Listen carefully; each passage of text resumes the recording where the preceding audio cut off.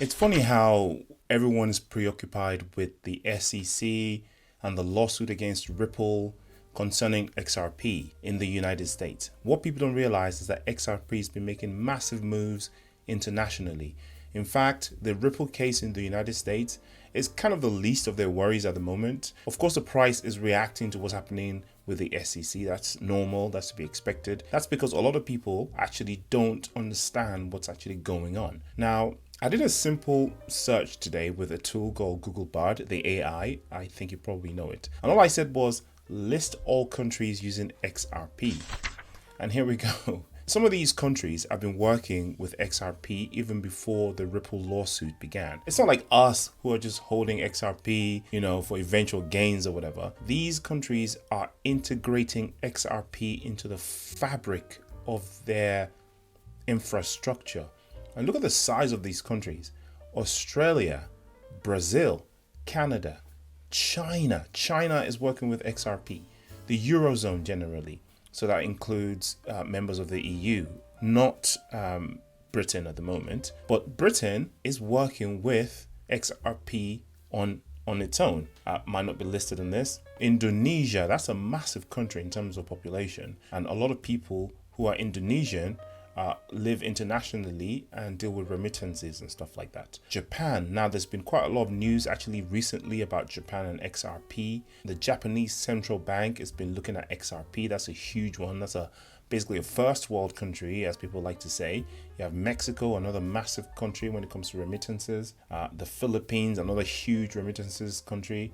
Saudi Arabia, lots of oil money, right? And Saudi Arabia has been in the news with the whole de-dollarization of OPEC. Now they're probably looking at things like XRP to figure out payment systems and stuff. South Korea, another massive country, United Arab Emirates, lots of money. And of course the United States. Now, believe it or not, based on what we see on the internet and what we hear in the news about the SEC, the United States government on the infrastructure level are also working with XRP. For instance, we have the FedNow thing that's happening. We have the US CBDC. There is no infrastructure apart from XRP that could handle this, unless they're trying to build their own thing. But you can't build something anywhere near as big, as efficient as XRP that already exists. You can say that there's a possibility that they might go with XTC, Quant, and some of the other ones, but those are decentralized to the point where the government probably doesn't support that kind of thing, right? It is important to note that not all of these countries are using XRP in the same way.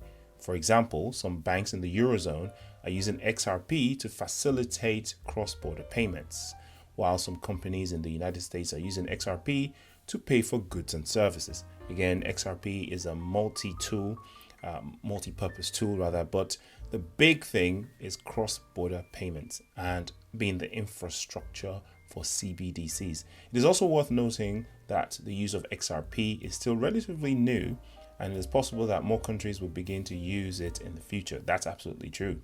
Here are some of the banks and companies that are known to be using XRP. So that's at the moment. Big organizations: Bank of America, Bank of England, Bank of India, CIMB Bank, Colix, Euro Exim Bank, SBI Remit, Standard Chartered Bank, and Westpac. Now, of course, again, SBI Remit deals with remittances. I keep talking about remittances. People don't understand how much money is in remittances. A lot of people live, expatriate in different countries and they send money back home. And at the moment, it's costing an arm and a leg in fees.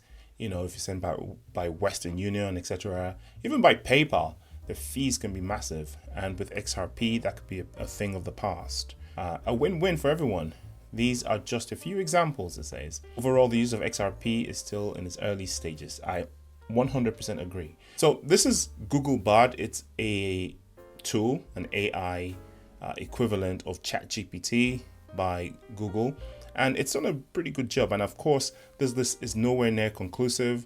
There are other organizations that haven't announced that they're working with XRP, but that are. For instance, it hasn't listed Nigeria in here. I don't see some of these African countries like Ghana and Senegal, who we know for a fact that their central banks are looking at XRP to implement their CBDCs and cross-border payments. So exciting times for XRP. I'll see you guys in the next video. Take care.